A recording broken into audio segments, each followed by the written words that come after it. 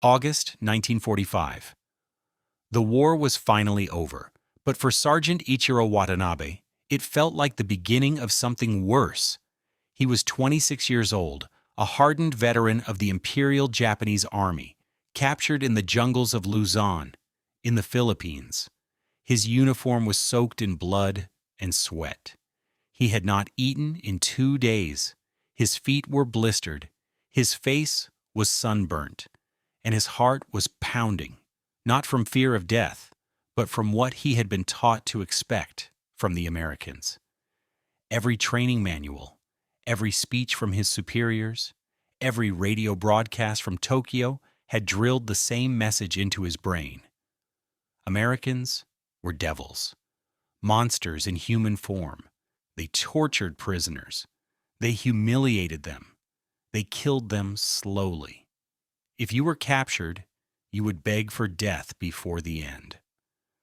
So when the American patrol surrounded him and 15 other starving Japanese soldiers, he closed his eyes and waited for the blows to come.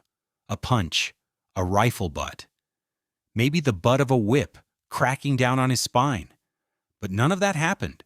Instead, one of the American guards, tall, broad-shouldered, maybe no older than 22, reached into a duffel bag and pulled something out.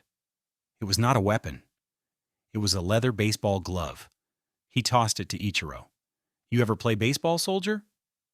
Ichiro stared at the glove in silence. He thought it might be a trick, some kind of psychological torture, or maybe a cruel joke before the real punishment began.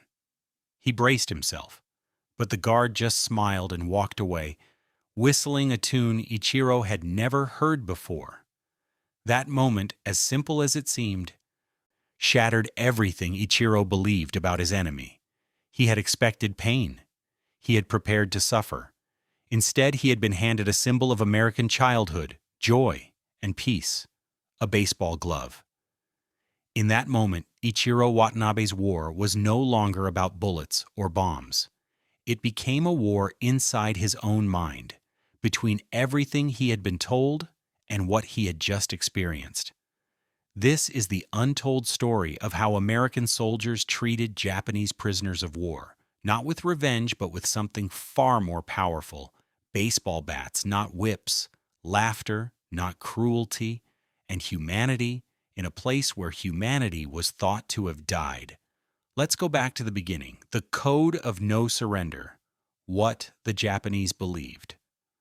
For the average Japanese soldier in World War II, surrender was not just forbidden, it was unforgivable. Ichiro Watanabe, like millions of his countrymen, grew up under the strict codes of Bushido, the ancient warrior code adapted by the Imperial Army. But in the 20th century, Bushido was weaponized. It became not just a moral compass, but a machine of control. From his first day in uniform, Ichiro was taught that surrendering made you less than human.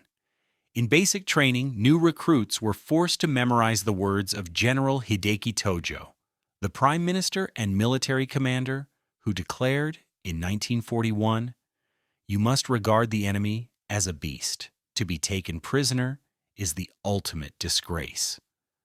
Classroom propaganda in Tokyo painted Americans as morally rotten. Posters showed grotesque caricatures, GIs with wild eyes, stabbing women, burning children. Radio Tokyo warned daily, "The Americans will humiliate you, torture you, then kill you. Better to die with honor." By 1945, this indoctrination ran deep. Soldiers carried cyanide pills. Some tied grenades to their bodies, ready to pull the pin if capture seemed likely. The phrase "gyokusai," meaning honorable death over surrender, was not just said, it was enforced. Commanders gave suicide orders. Families received letters praising sons who died in hopeless charges as heroes.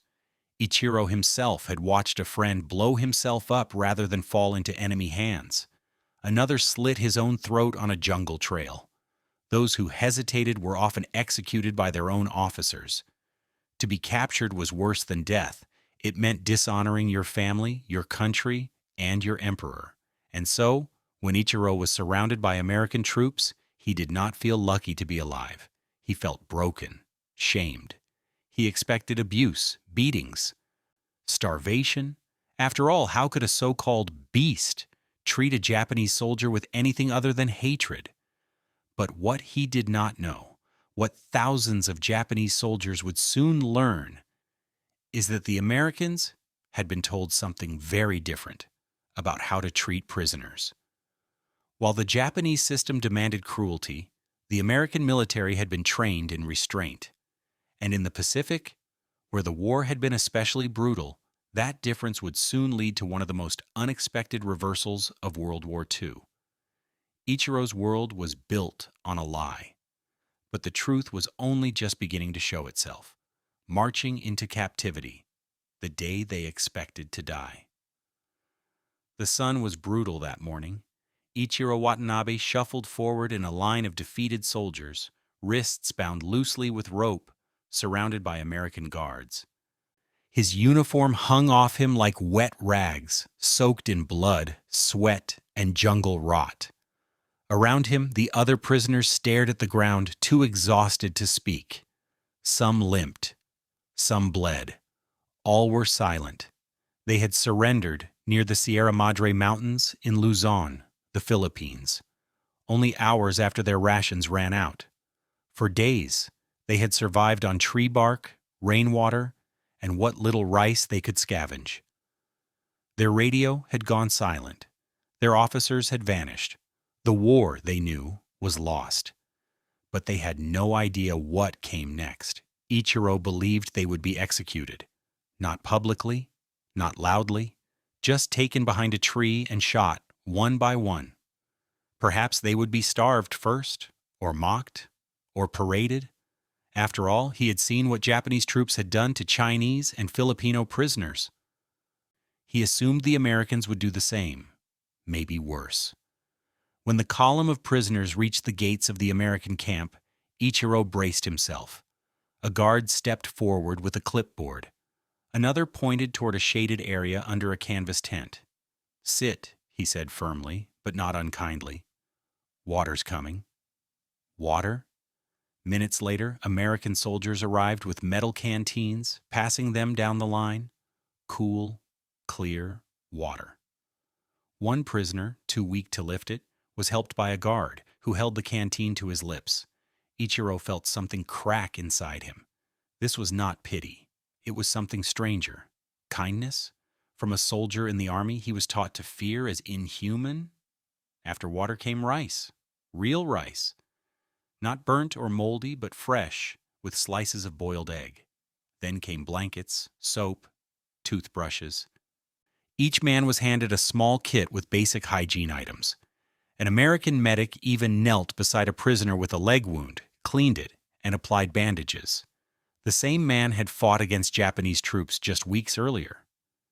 Ichiro couldn't understand it. None of them could. Some prisoners refused to eat, thinking it was poisoned. One man even threw the soap on the ground, shouting in confusion. But the Americans did not react with force. No whips, no rifle butts, no shouting, just quiet, steady procedures, as if the men in rags before them were not enemies, but patients, guests, humans.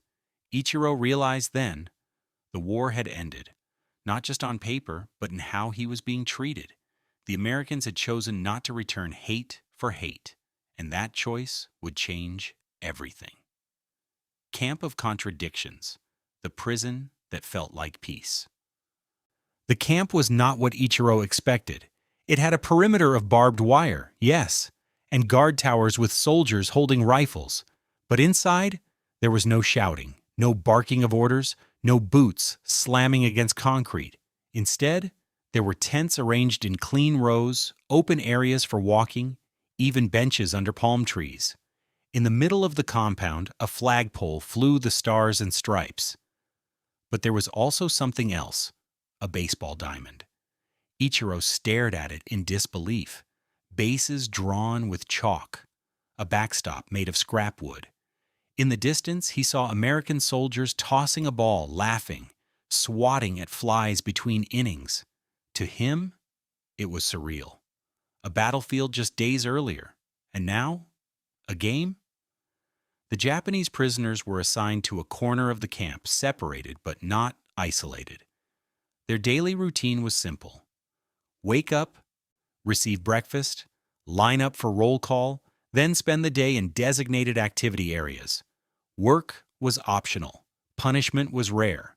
Guards were alert, but not aggressive. Ichiro expected mockery, interrogation, at the very least, suspicion. But what he got was routine, structure, a kind of order he had not known in months. Every morning began with food, not lavish meals, but filling, rice, bread, canned meat, and sometimes fruit. Ichiro had not seen a banana in over a year. Now it was on his tray. At first, he hesitated. Could it be a trick? Was this part of some elaborate humiliation? But then he watched the American guards eat the same food beside him. No ceremony, no threat, just breakfast. Later, they were offered showers, real showers, with warm water and soap. Clothes were laundered, haircuts were given. One prisoner even received dental treatment from a military medic. To Ichiro, this was madness. In Japan, prisoners, especially those captured in Manchuria or China, were beaten, starved, and used as labor until they collapsed. The idea that enemy soldiers would be given medical care? It was unthinkable. And yet, it was happening. There were rules, of course. Guards enforced curfew. Any attempt to escape was punished. But discipline came with explanation, not violence. When a prisoner stole extra bread, a senior guard gathered the group and explained calmly, "This is a camp, not a jungle. You follow rules, you are treated fairly, we are not your enemy anymore." Those words haunted Ichiro. We are not your enemy anymore. Could it be true? Then came the invitation. It started with the sound of a bat striking a ball. A clean, sharp crack. The guards were playing again, and a few prisoners stood at the fence watching. One of the guards, Corporal James Holloway, a kid from Chicago, walked over, leaned against the wire, and grinned. "You boys want to give it a try?" The prisoners glanced at each other, uncertain. Ichiro shook his head. Baseball was a foreign sport, American to the core. To play it would feel like betrayal. Still, something in Holloway's tone, casual, unthreatening, stirred curiosity. Later that afternoon, the gate to the field opened. A few volunteers stepped in. No rifles, no shouting, just gloves, bats, and cautious laughter. Ichiro watched from a distance. One prisoner swung awkwardly and missed. The Americans cheered anyway. Another fumbled a catch. The guard helped him up, smiling. By the third day, Ichiro joined. He had never held a baseball bat before. It felt strange in his hands, lighter than the bamboo sticks they trained with in boot camp, yet balanced. Holloway pitched him an easy ball. Ichiro missed, then missed again. "Keep your eye on it," Holloway said, patient. On the third try, Ichiro connected. The ball flew, only a few feet, but enough to make his teammates shout in surprise. He laughed. For the first time since the war began, Ichiro Watanabe, imperial soldier, hardened veteran, sworn enemy of the West, laughed without fear. Something had cracked inside him, not in pain, but in release. The prison camp, by its definition, was a place of captivity. And yet, for Ichiro, it had become a place of liberation, not from fences, but from hatred. He began to ask questions. Why were the Americans so different from what he had been told? Why did they treat their prisoners with dignity? What did that say about the war? Or worse, about what Japan had done? The answers would not come easily, but they would come. And they would begin with a simple truth. Baseball bats instead of whips. Not a metaphor, not a trick, just a choice, one that would change his life, swinging toward humanity, the game that broke the enemy line. Ichiro returned to the baseball field the next day, He didn't know why. He told himself it was just to stretch his legs, to pass the time. But deep down, something was shifting. He was no longer watching from behind the wire, no longer silently judging. He wanted to understand. Not just the game, but the people playing it. By the end of the week, over 24 Japanese prisoners were joining daily matches. Some barely knew the rules. Others had seen American soldiers play during the occupation of territories. But all were drawn to the same thing: the strange freedom of competition without punishment. Baseball became a new language. On the field, nobody shouted commands. There were no superiors or subordinates, just pitchers and batters, runners and fielders. Laughter echoed through the compound, awkward, uncertain at first, then genuine. Ichiro began talking to Corporal Holloway more often. The young American had lost his older brother in the Pacific. His voice cracked when he mentioned it, but there was no hatred in his tone, only sadness. He said something that stunned Ichiro. "I don't hate you. You were doing your job. So was I. That doesn't make either of us monsters." Ichiro had no words. In Japan, such thinking would be treason. Over the weeks, games turned into lessons. The Americans began teaching Japanese prisoners the finer points: how to bunt, how to throw a curveball, how to tag a runner. In return, some prisoners taught the guards basic Japanese phrases. They laughed at each other's accents. They traded stories, though many were hesitant to speak of the war. One afternoon, Ichiro hit a deep line drive past second base. As he rounded first, a cheer erupted, not just from prisoners, but from guards watching from the bleachers. When he slid into home, dust flying, he was met with applause. Holloway clapped him on the back. "Hell of a run," he said. That night, Ichiro couldn't sleep. Not because of fear or hunger, but because he felt something he hadn't felt in years: pride. Not as a soldier, not as a tool of the empire, but as a man. The transformation wasn't just personal. It was contagious. Arguments among prisoners, once common, began to fade. Men who had once sneered at American customs now lined up for batting practice.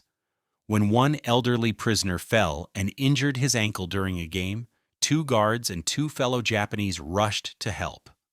Nobody questioned it. It was as if the fences between them were shrinking, not the physical ones, but the ones in their minds. Ichiro began keeping a small journal. He wrote in tiny characters, careful to hide it from officers still loyal to the old code. In one entry, he wrote, "Today I caught a fly ball. They clapped. I did not expect it. I do not know what to feel. Is this what peace looks like?" Outside the camp, the world was still reeling. Japan had surrendered. Cities lay in ruins. Hiroshima and Nagasaki had been reduced to ash. Families were grieving. Entire belief systems were collapsing. But inside this prison, a different kind of rebuilding had already begun. Baseball, just a game, simple, silly, American, had become a bridge. Not built by diplomats, not negotiated by treaties, but built with leather gloves, wooden bats, and mutual respect. The guards never called it a rehabilitation program. They didn't need to. It happened on its own. Ichiro would later say, "The Americans did not try to change our minds. They just treated us as equals. That did more than any propaganda ever could." And it all started with a game. One swing at a time, the war inside their hearts was ending. Letters, laughter, and lost brothers. Humanity behind the uniforms. The more Ichiro played baseball, the more he found himself studying, not just the rules of the game, but the faces of the men who once pointed rifles at him.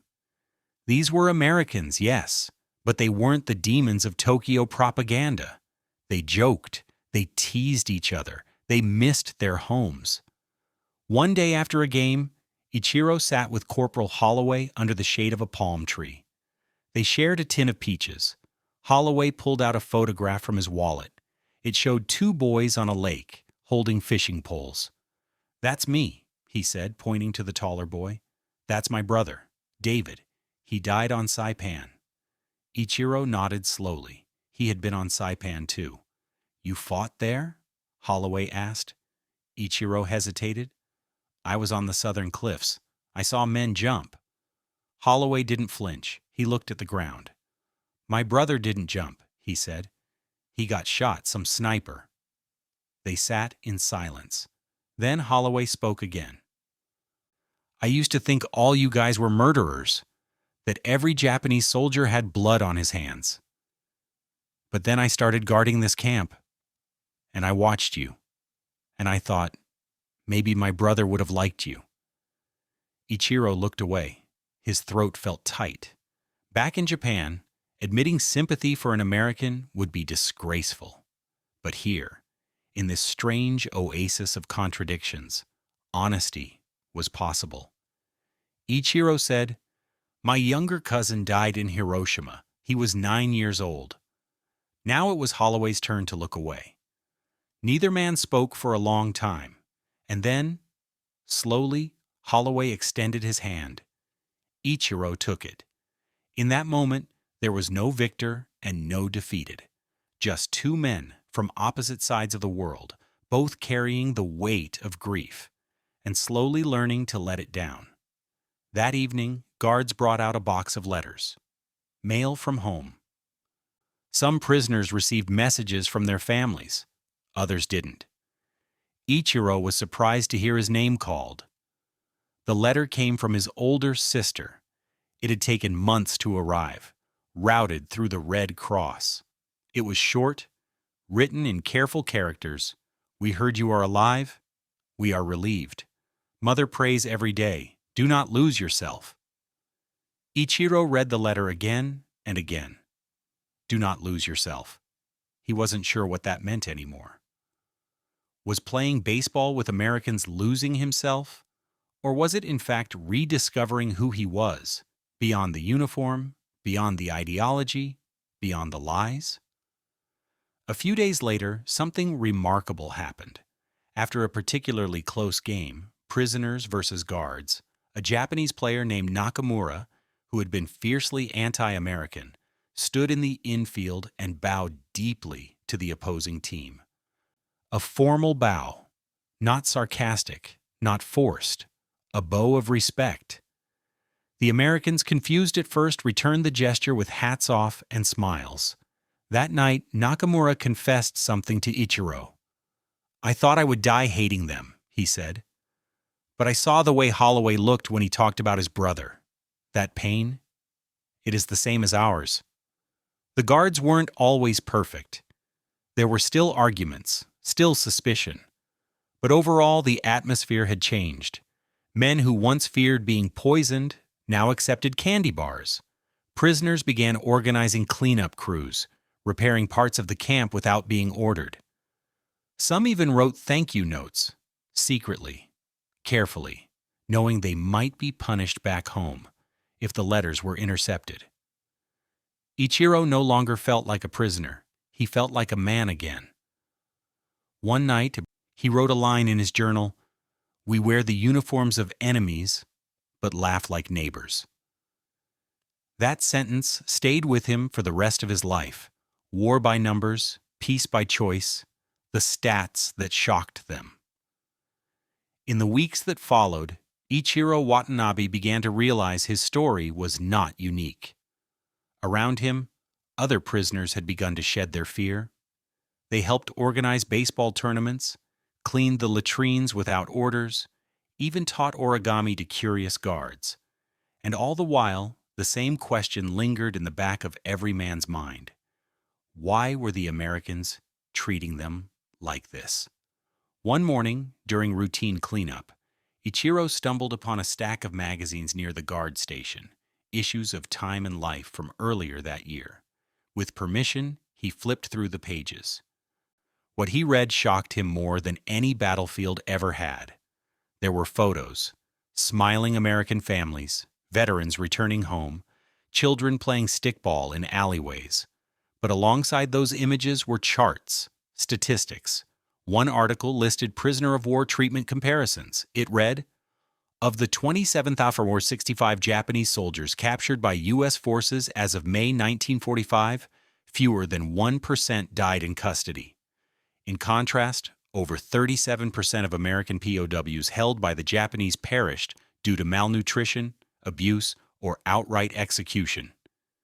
Ichiro blinked at the numbers. It didn't make sense. He had always believed Japan to be the morally superior nation, a nation of order, respect, and discipline. The Americans, he had been told, were lazy, soft, dishonorable. But the numbers said otherwise. He read more.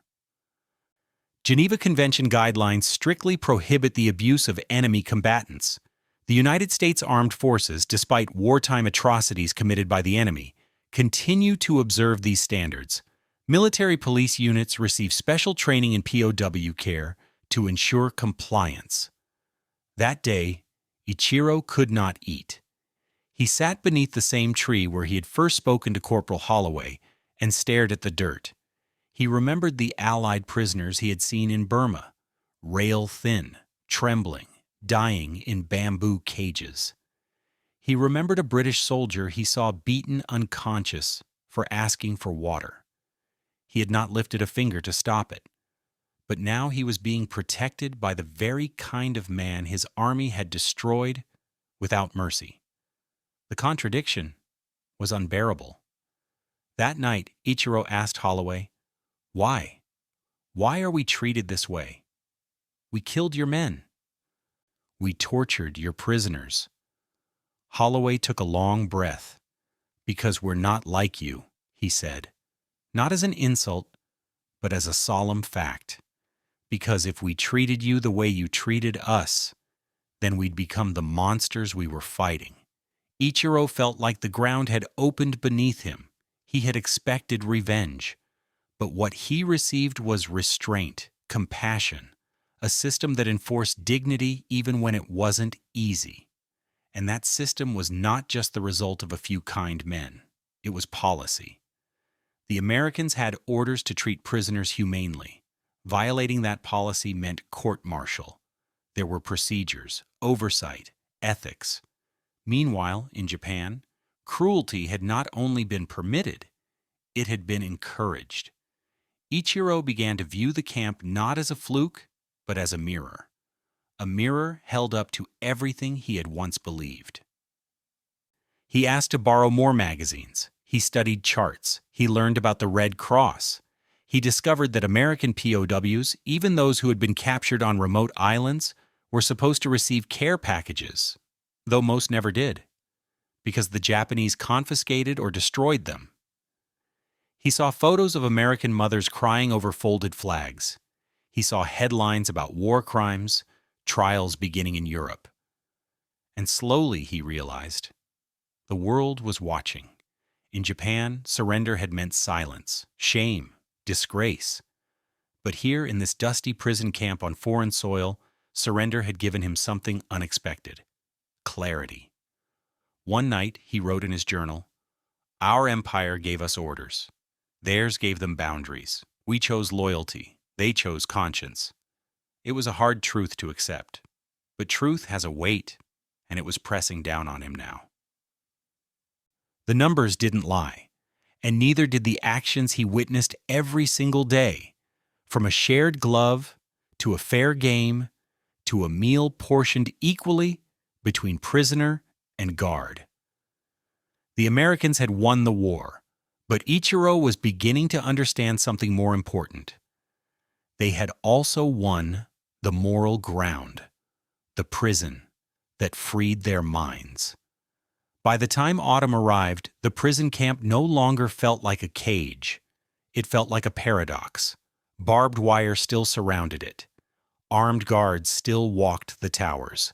But inside, a quiet revolution was taking place, one that had nothing to do with weapons or uniforms. It was happening inside the minds of the men who once pledged to die before surrender. Ichiro Watanabe, once a devout believer in the emperor's divine mission, now found himself questioning everything, Not loudly, not defiantly, but privately, silently.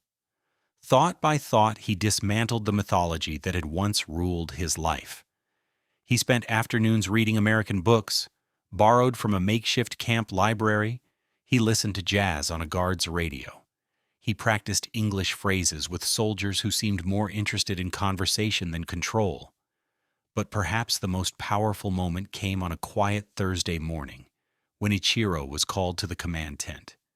He feared punishment or interrogation. Instead, he was handed a letter.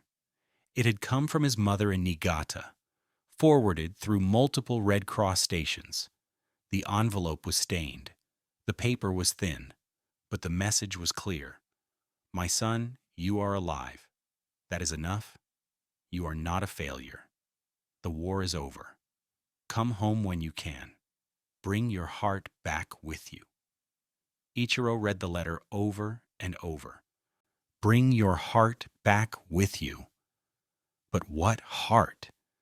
The one that had marched under the rising sun, or the one that had laughed on a baseball field with the very people he once swore to kill? That evening, Ichiro did something he never imagined. He prayed, not to the emperor, not to the ancestors, just to something, perhaps to peace itself.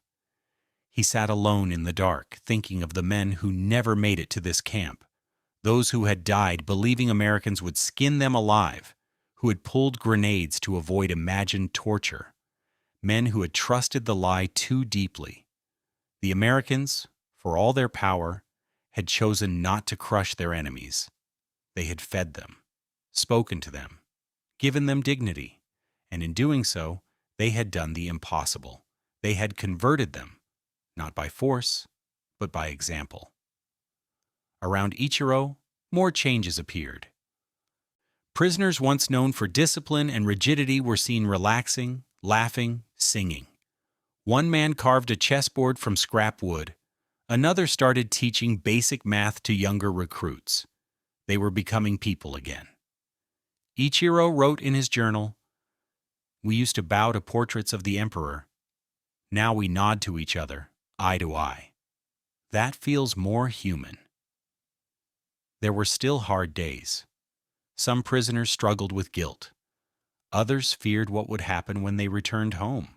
Would they be shamed? Branded as traitors?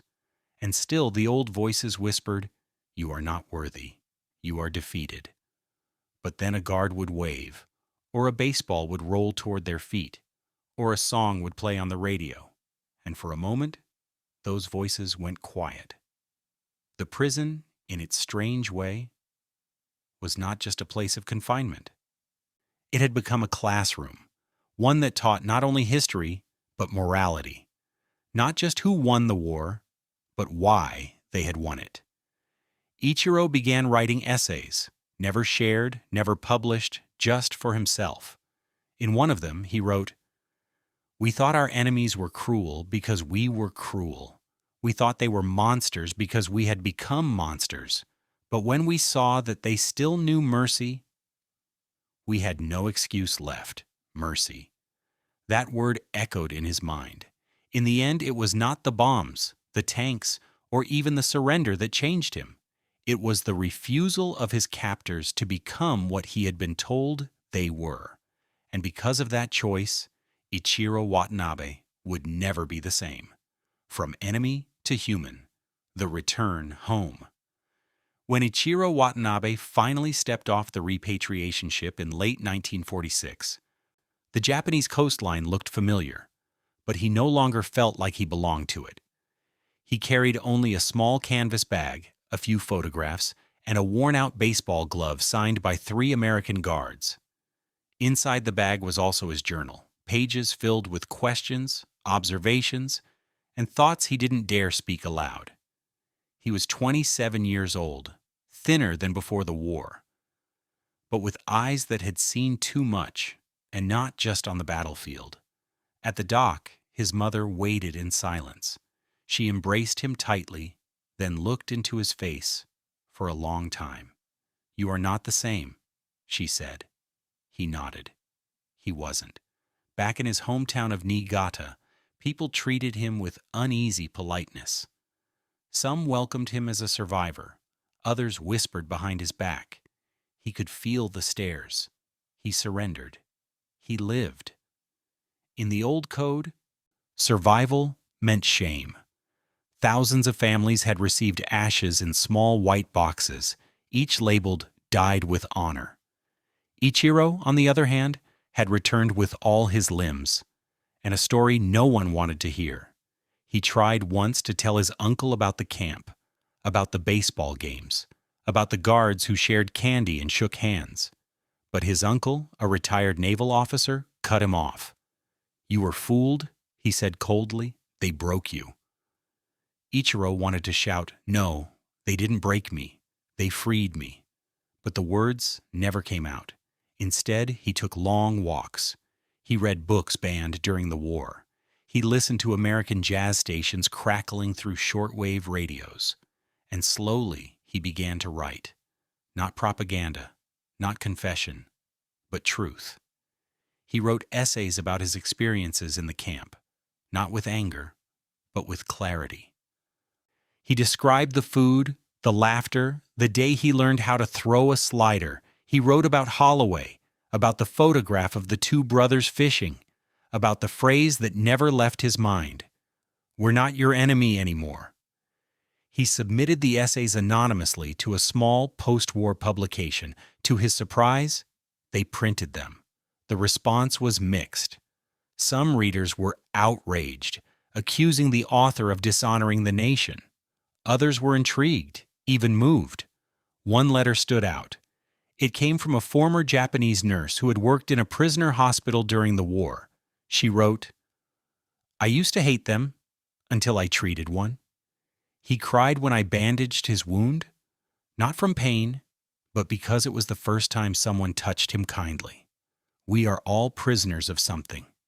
Ichiro pinned the letter to his wall. Years passed. He became a school teacher, quiet, respectful, never loud about his views. But when students asked about the war, he did not lie.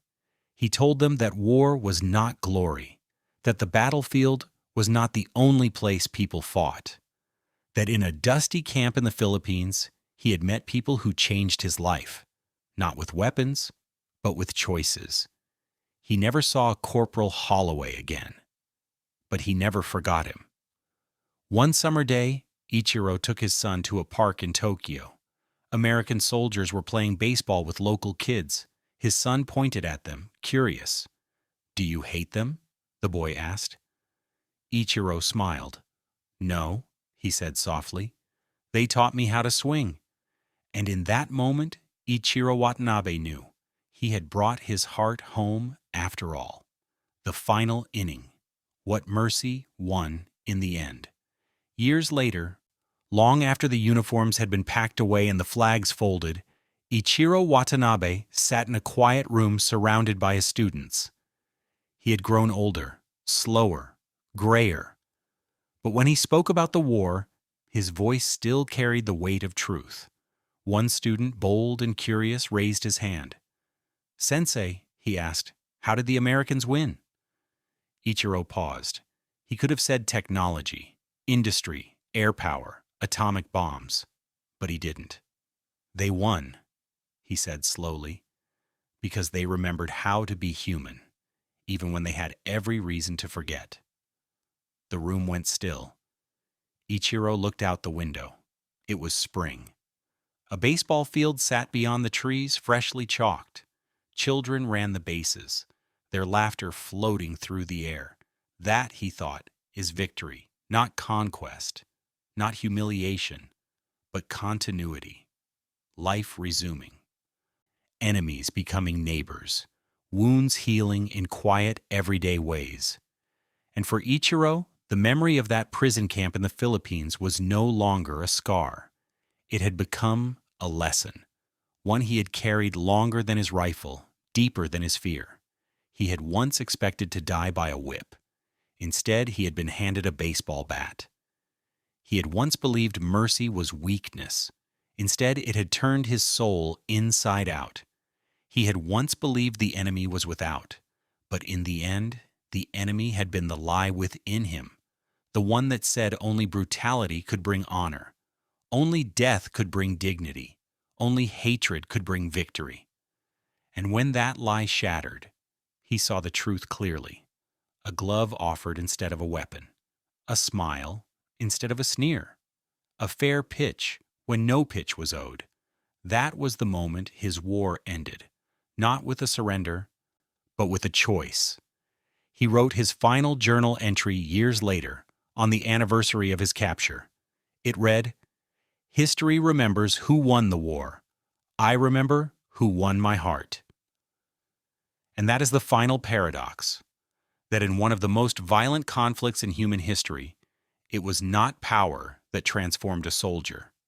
It was restraint. Not dominance, but dignity. Not fear, but fairness. In a world collapsing under fire and blood, a single baseball game inside a barbed wire fence became a quiet miracle. One Ichiro Watanabe never forgot, and now, neither will we. What shocked you most in this story? Was it the baseball glove instead of a beating? The moment two enemies shared peaches under a tree, or the truth that mercy, not vengeance, left the deepest mark? Let us know in the comments.